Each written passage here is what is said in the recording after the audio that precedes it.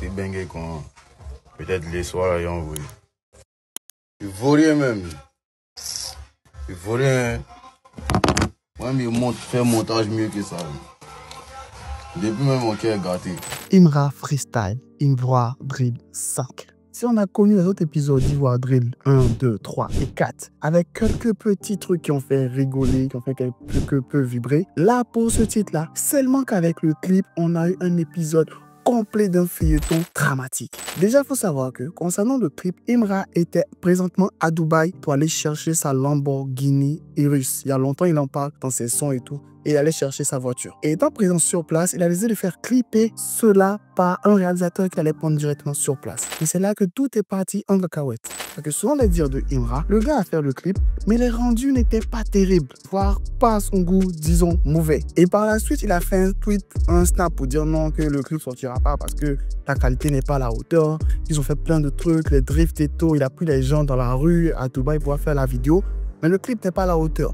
Donc, ce qu'il doit faire, il va reprendre entièrement le clip pour pouvoir le reposter. Moi, mais je ne sais même pas pourquoi il lui a fait confiance. Les manteaux noirs. Et lorsqu'il a dit cela sur son snap, il y a immédiatement le réalisateur qui a fait une publication, on peut pas dire une réponse en privé pour dire que il a publié le clip, il a publié la vidéo et tout, et qu'il était fâché. Et immédiatement, Imra a activé son armée de fans des ultras pour aller directement, comme on le dit en Côte d'Ivoire, saccager ses réseaux sociaux. Tu vaux rien. Laissez-moi trouver son Insta Sharp qui s'oppose éliminer. Vous connaissez déjà la formation. Tout le une fois, vous allez aller gâter ses commentaires. Il va déprimer. You ugly. Tous ces réseaux, je vous string ça, je vous mets ça. Tous ceux qui vont s'opposer, formation. Et c'était très rapide. La première fois, il s'était même trompé de compte Instagram. Le gars a eu plusieurs commentaires. Et l'autre gars, par la suite, il a eu des centaines de commentaires. Ce qui fait que la vidéo qu'il a postée où il tente de réaliser le clip de Imra est l'une des vidéos les plus vues sur son compte Instagram. Et par la suite, Imra a rappelé un nouveau réalisateur pour faire un clip, on va dire, rapide à la va-vite et tout. Et le clip sort finalement. Ça, les découvre mon mort des bâtons, non, c'est mieux. Tu me dis quoi?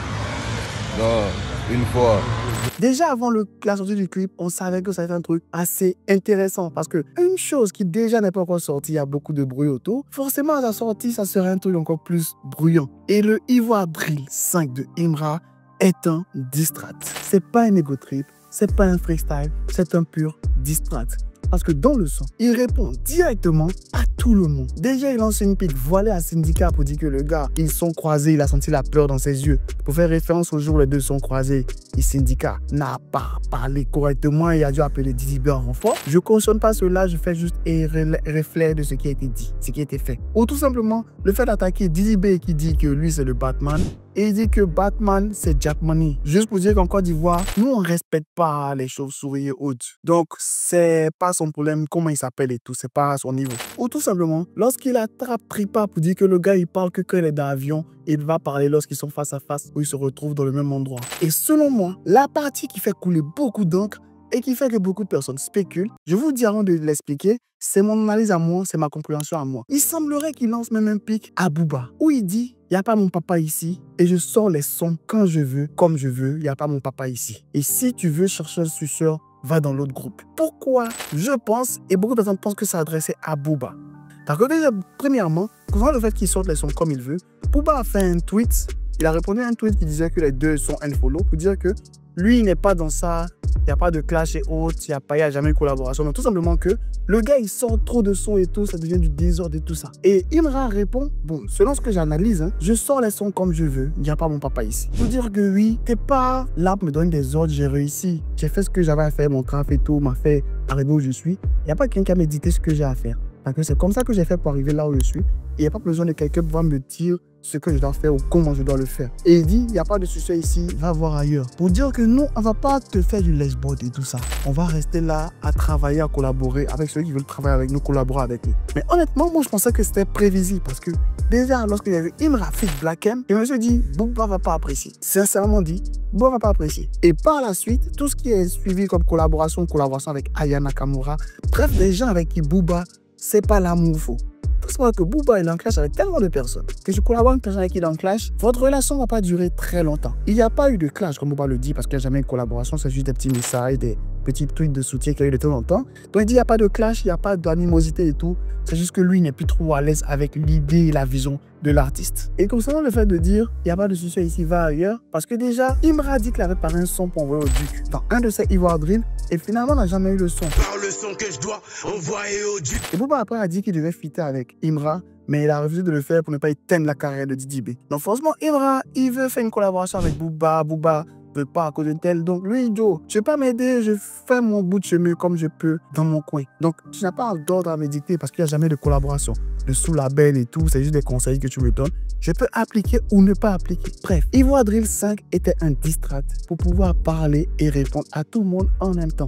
Il s'est vraiment fait plaisir sur ce son-là, même si honnêtement, je suis resté sur ma faim. C'est mon analyse à moi personnelle. Je trouve que le Ivoire Drill 5, niveau punchline, il est très bon. Niveau clash et tout, il est super bon. Mais musicalement, il m'a laissé sur ma faim par rapport à d'autres Ivoire Drill qui sont légendaires. Par exemple, Ivoire Drill 3, qui reste un pur classique. Ivoire Drill 2, n'en parlons pas, le 1, Masterclass. Et là, pour la prise de vue, étant donné qu'il devait rattraper, il a limite refait ce qu'il faisait dans les Ivoire Drill 1 et 2, la prise de vue devant le micro et tout, mais cette fois-ci dans une cage d'ascenseur, pour montrer un peu le changement d'ambiance qu'il a eu. Mais bon, si j'ai une chose à retenir, c'est la punchline où il dit « Je suis déterminé comme un chauve qui va au salon de coiffure ». J'ai pas les mots textuellement, voici ce qu'il a dit. Je suis ambitieux comme un chauve qui va au salon de coiffure. Honnêtement, là, ce n'est plus de la détermination, c'est de l'obstination. Bref, je sais pas comment vous expliquer, mais pour dire le niveau de détermination. C'est vrai qu'il y a un moment qui dit c'est l'homme qui a peur, sinon Krota il fait mèche. Mais là, on a dépassé ce niveau-là. Bref, donnez-moi vos avis et impressions dans les commentaires. Quelle est la punchline qui vous a marqué dans ce son-là? Dites-moi tout ça en commentaire, on va en discuter, on va échanger. N'hésitez pas à vous abonner pour encore plus de vidéos, encore plus de contenu. C'est votre gars sur Mr. Jeff. Sur ce, bye, Jeff. J'envoie les sons quand je veux, personne n'est mon papa ici. Mon cachet 60 plaques, il me faut 2 concerts pour payer une Urus. C'est pas l'argent de concert qui a acheté mon nouveau gamos.